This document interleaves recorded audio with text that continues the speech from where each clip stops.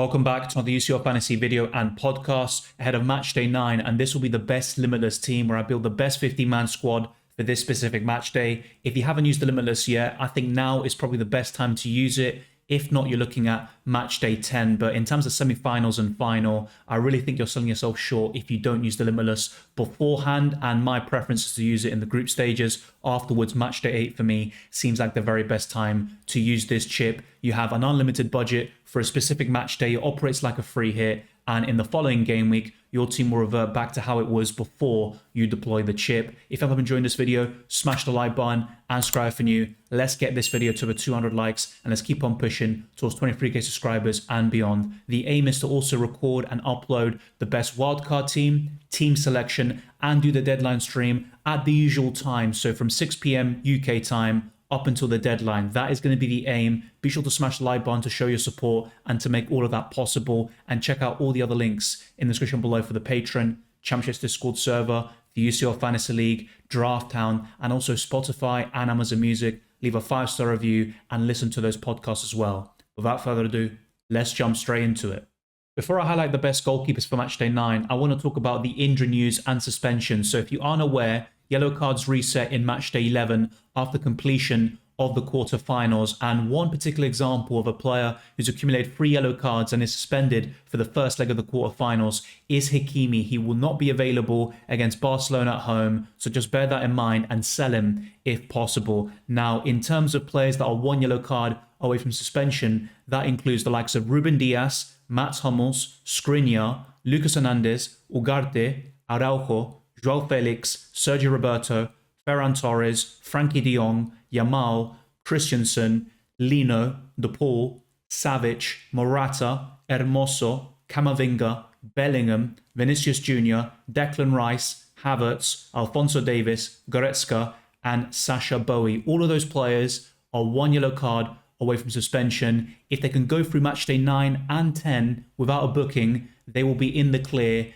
and there is no risk of suspension whatsoever unless they get a red card in the semi-final stage. In terms of players who are now available after being suspended in matchday 8, Schlotterbeck is one of those players who had 3 yellow cards going into matchday 8. He missed that game, but now he's back and in contention to start for Borussia Dortmund. Now, for injury updates for Arsenal, Saka is currently doubtful. He missed the game against Luton Town. He wasn't even in the squad, but he was in training just before that game, and that does bode well for the weekend against Brighton. And I'm very confident Saka will play against Bayern Munich. And the only other injured up for Arsenal right now is Jurrien Timber, who will likely return at the end of April. He sustained an injury in game week 1 against Nottingham Forest, an ACL injury, and he should be back fairly soon. As for Bayern Munich, they have a lot of issues, but a few of them are only for a couple of days, like Mazzari, who currently has a cold. Manuel Neuer has a groin injury, but he could be back for matchday 9. Sacha Boey has a hip injury. Then you've got a few other players that aren't too relevant in UCL Fantasy, also Bonassar, but the rest aren't really going to be contenders for the starting 11. Real Madrid have Courtois out, and it looked like he could be back for matchday 9 against Manchester City, but he suffered a setback and he's now going to miss the remainder of the season, which means Lunin is a very safe option between the sticks. As for Manchester City, they recently had a few other injury problems, which include Nathan Ake, who was subbed off against Arsenal in the first half.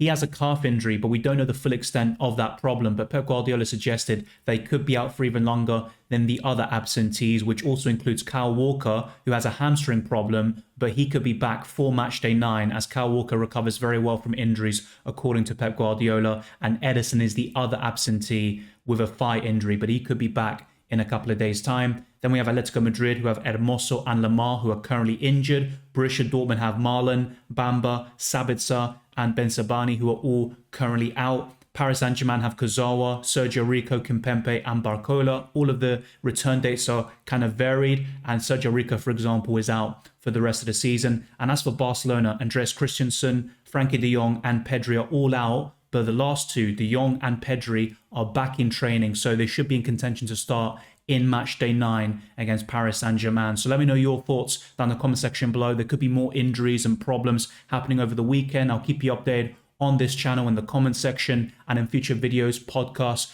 and live streams. But let's now jump into the best Limitless team for matchday 9. Oblak is the 3rd highest scoring goalkeeper left in UCL Fantasy, and I think he's the standout goalkeeper right now, but As much as it's tempting to go for Oblak and maybe the goalkeeper from Borussia Dortmund, or going for Paris Saint-Germain or Barcelona's goalkeepers and Donnarumma or ter Stegen, you don't want to do that because you want to vary things. Go for one goalkeeper playing on the Tuesday, and that means going for one of Raya, Neuer, Lunin, or perhaps Ortega/Ederson, whoever starts there for Manchester City. But if you're going to go for two goalkeepers playing in the same day, you don't have that luxury of making substitutions, and you always want to go for that. So on the Limitless, I'd go for Oblak. He's the clear standout, and no matter what goalkeeper you go for, I highly recommend Oblak. If possible, he can get a lot of saves. He was the penalty shootout hero against Inter Milan, who are one of the best teams in world football, but Atletico Madrid knocked them out in the round of 16 to some people's surprise. But the second goalkeeper I'm going to go for is not an easy one because I don't really expect any of Arsenal, Bayern Munich, Real Madrid or Man City to keep a clean sheet. But I'm going to go for Lunin to cover that Real Madrid defence. And remember, Courtois is out for the rest of the season and Lunin has been spectacular in his absence. And he also has a very high ceiling for a goalkeeper. He averages 6.3 points per game. And I think that's a really high ceiling for a goalkeeper. He also can get Player of the Match awards, which he's done so in the past. And he was unlucky not to get one in Matchday 7, I believe. But these two goalkeepers have home fixtures in Matchday 9. And I also think these two sides of Madrid can get the job done and win this game with potentially a clean sheet.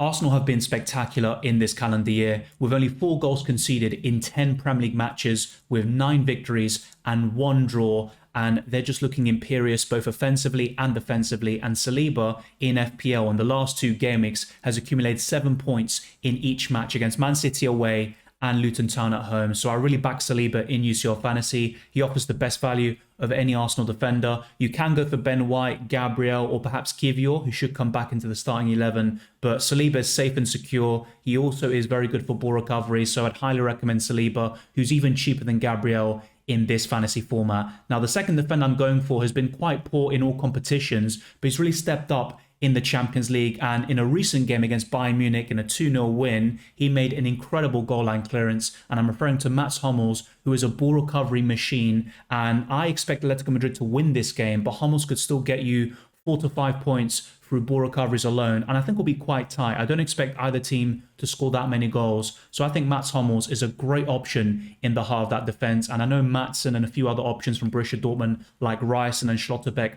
are more than decent, but Hummels is the very best option in my opinion. The third defender I'm going for is from Paris Saint-Germain, and they've got plenty of options there. Hakimi is suspended, but once he returns, he's definitely one to look at. There's also Beraldo, who's a cheap option, but he was sent off recently in Ligue 1. And you've also got Lucas Hernandez, who's 1 yellow card away from suspension. Skriniar, once he returns, is decent. But the very best option from Paris Saint-Germain is Marquinhos, who has Champions League experience. He has scored big goals for the Parisians in the past, and he's a ball recovery machine at times. So I really think Marquinhos is underrated, and he could be a great differential with only 6% ownership. And I don't expect that to rise too much by the time we get to the deadline. But Barcelona are in great form, so you might not want to go for a PSG defender, and I understand that. But if you were to go in that direction, Marquinhos is certainly one that I'd highly recommend. Next up, it's going to be a bit of a clash, but you can still get potentially a clean sheet, who knows, and a 0-0 draw between these two sides. But I would go for Joao Cancelo on the Limitless. He can always get you those attack and returns, ball recoveries. He's a jack of all trades, and he's a very exciting player to own. Very template with 44% ownership, but that doesn't really matter too much. And apart from Jules Koundé, who is a decent alternative for the Barcelona defense, I think Cancelo is far better than anybody else that Barcelona have to offer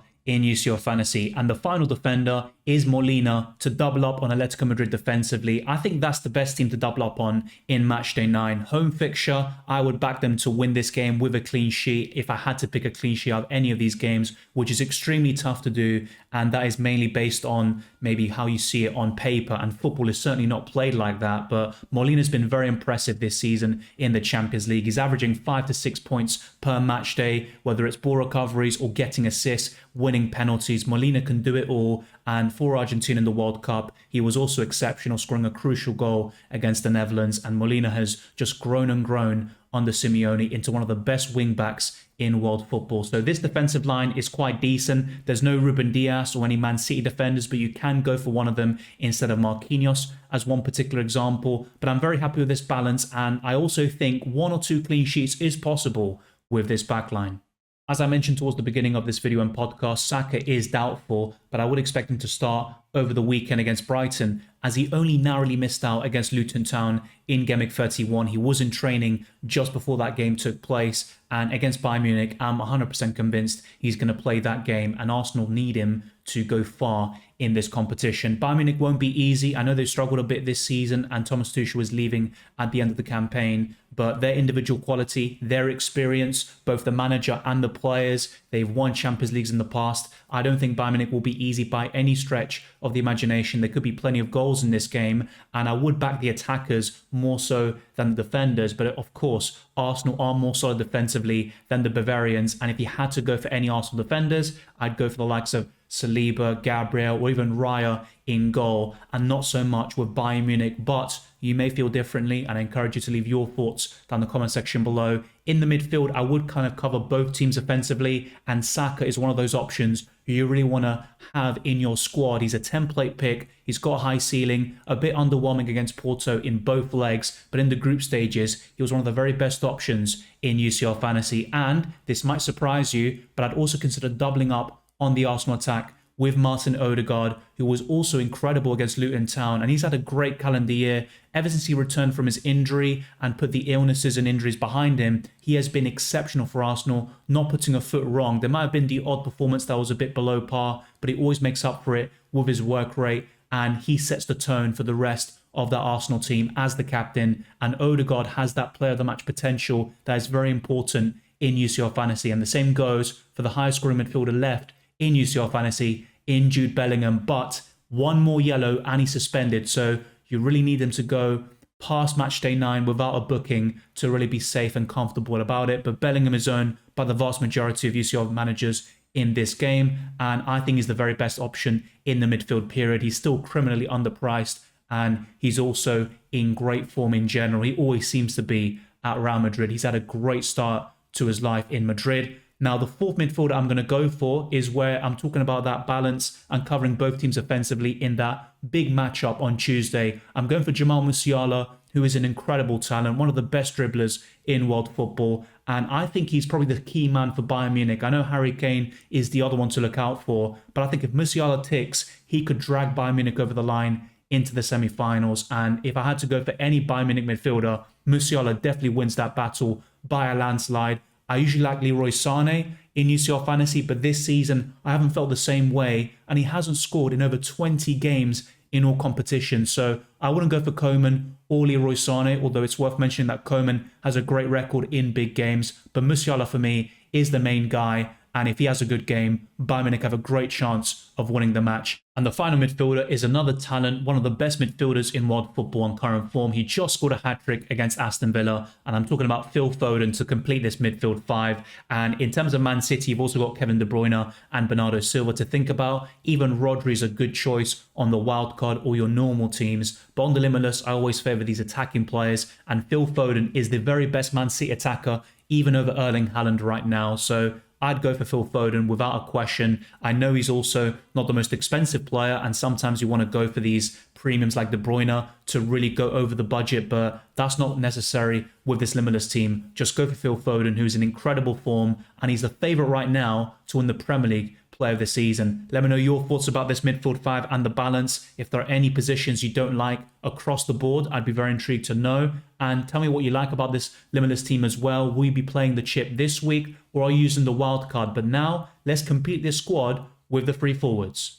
Ever since reliable sources pointed towards Mbappe moving to Real Madrid finally this summer, it seems like Luis Enrique constantly subs him off. It didn't happen in the last game against Rennes, but against Marseille, Mbappe was yet again subbed off early. It hasn't happened in the Champions League though, and I'd still go for him in this fantasy format. He has a great record against Spanish opposition. He scored a hat-trick against Barcelona at Camp Nou a couple of years ago. He also did extremely well this season against Real Sociedad, but Barcelona are in great form, so I think going for 2 or 3 PSG players could be a big risk, and Barcelona might be the ones that end up reaching the final from their side of the bracket. But if I'm being honest, I think it'll be a Spanish team reaching the final, either Atletico Madrid or Barcelona. And for this game specifically in Matchday 9, I would back PSG to win this game, but they might lose the tie overall, and that's where things get a bit tricky and complicated. But Mbappe, for me, has the highest ceiling of any forward in Matchday 9, but of course, that's certainly up for debate, and a lot of the best forwards like Harry Kane, Erling Haaland, and Vinicius Jr.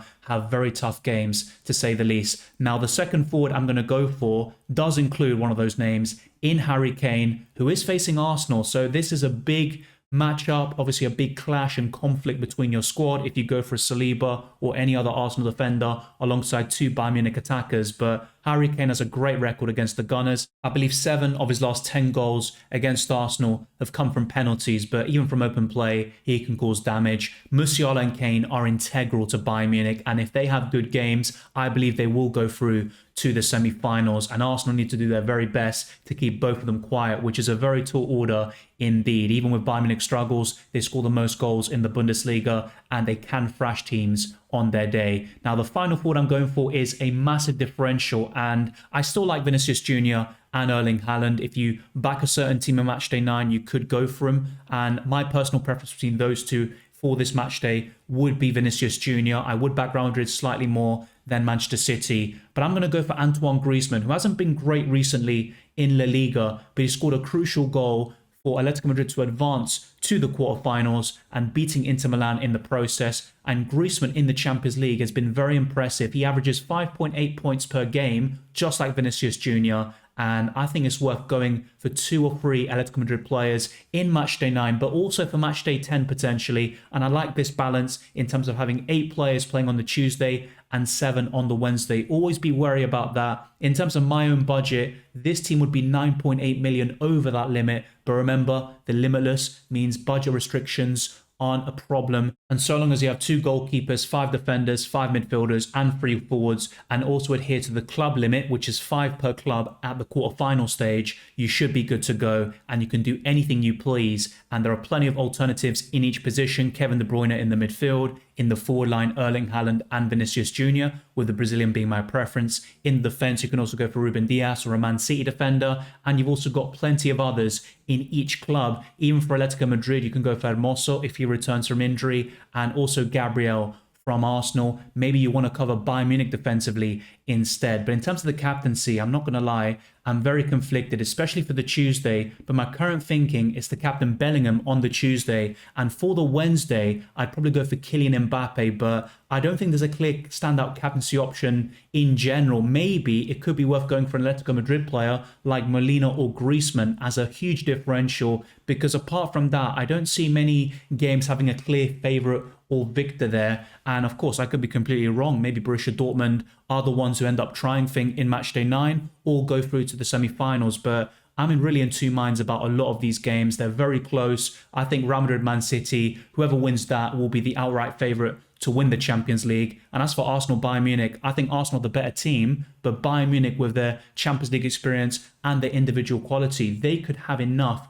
to go through as a result. But as always, be sure to check the dates when you're doing your captaincy and sorting out your bench. So for the Tuesday, you want to go for a captain playing on the Tuesday. And like I said, Bellingham is probably my preference. I'm also tempted by the likes of Kane, Saka and Foden. And then on the Wednesdays, between Mbappe or Griezmann for that armband. And in terms of the bench, make sure that those playing on the Wednesday are there, and everyone playing on the Tuesday is in your starting 11 as always. Let me know your thoughts down in the comment section below, and thank you very much for watching and also listening to this podcast. If you enjoyed it or found it useful, then be sure to smash the like button and subscribe if you're new. Let's get this video to over 200 likes, and let's keep on pushing towards 23k subscribers. We're trying to get to that milestone by the end of next week. You can also follow me on Twitter and Instagram, DylanRCM, for the latest FPL and UCL Fantasy updates. Also check the Discord server, the UCL Fantasy League, Draft Town, and also listen to my podcast on Spotify and Amazon Music.